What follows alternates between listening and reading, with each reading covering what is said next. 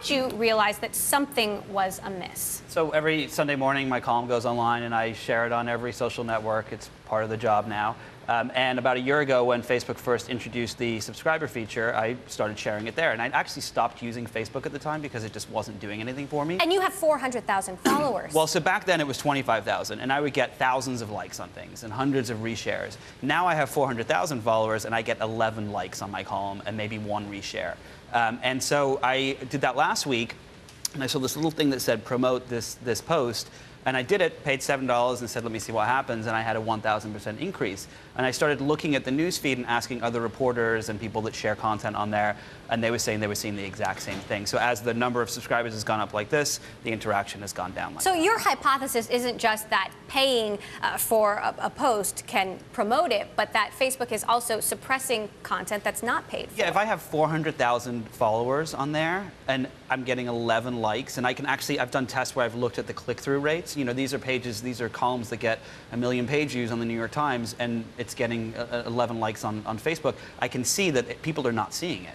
And so I asked Facebook, and the answers they gave didn't really add up. Hunter, is it possible that this is really indeed happening? Well, you know, there's no doubt that Nick's seeing a decrease in engagement, but so many things have happened over the last year or two that I don't know that we can rush to say that Facebook is definitely suppressing posts when it's not paid.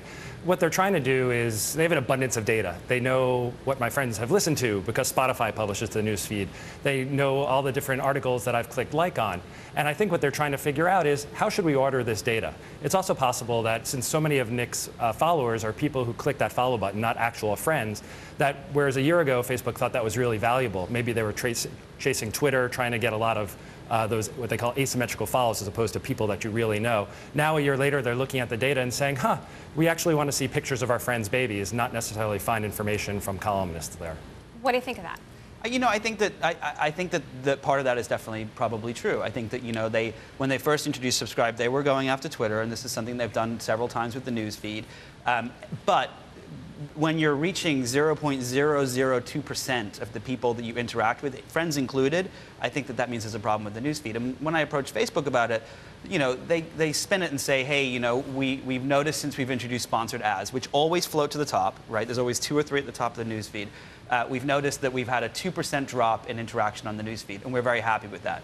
But there's no way they're happy with that. If on the newsfeed they get trillions of interactions, that's billions of interactions that are not being served, right? They can't be happy with that, and I think that's what's, we have this announcement on Thursday where they're going to be introducing some updates. Well, and Hunter, one of the points you make is that Facebook's constantly experimenting with things, and this could just be part of the experiment, but it's a pretty drastic difference. Well, I think the drop based upon the increase in ad volume, it is a little bit surprising. You'd figure that they'd still be in the place where they could both improve monetization and user experience. That's, I think, the original idea behind sponsored stories was, look, there's all this content that's already in your feed, content you want to see, and advertisers will just pay to make sure that it's viewed. What Nick's referring to is the idea that, hey, perhaps that's not true. Perhaps they're promoting things because they're getting paid, not because I actually want to see it. So, Nick, what's your take on Facebook's response? Hey, maybe it has something to do with the quality of what's being posted. So I was on the phone with them, and they said that, and I said, okay, but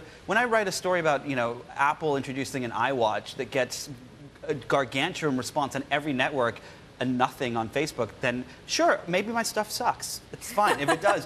But I'm not seeing that on other networks. And the other thing that Hunter just said about how they're trying to have this algorithm that highlights the sponsored posts, highlight the best content to people that they pay for.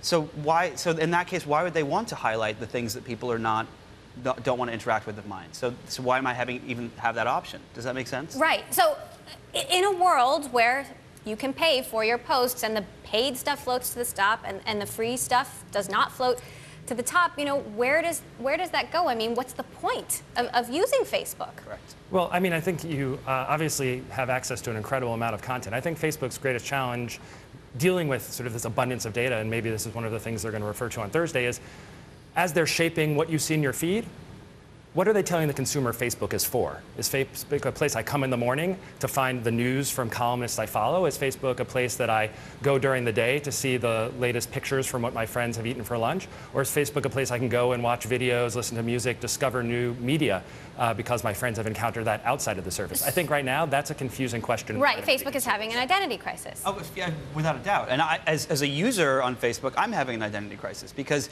I stopped using it over a year ago because it just didn't offer me anything. You know, I would use it to check people's contact information, things like that, but I wasn't posting to it.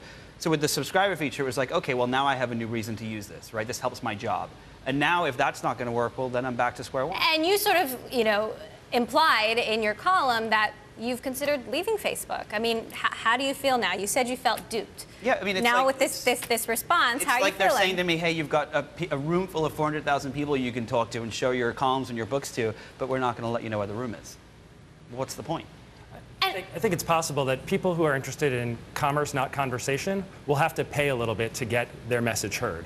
But how much money can Facebook really make off something like this? Well, you know, a lot of users paying... If Facebook loses its authenticity by virtue of this being allowed. I don't think the question is how much money can they make off it, it's how willing are people going to be to pay for it. So I paid $7 for that column. I'm not going to do that every single week. I'm not going to do that with every blog post.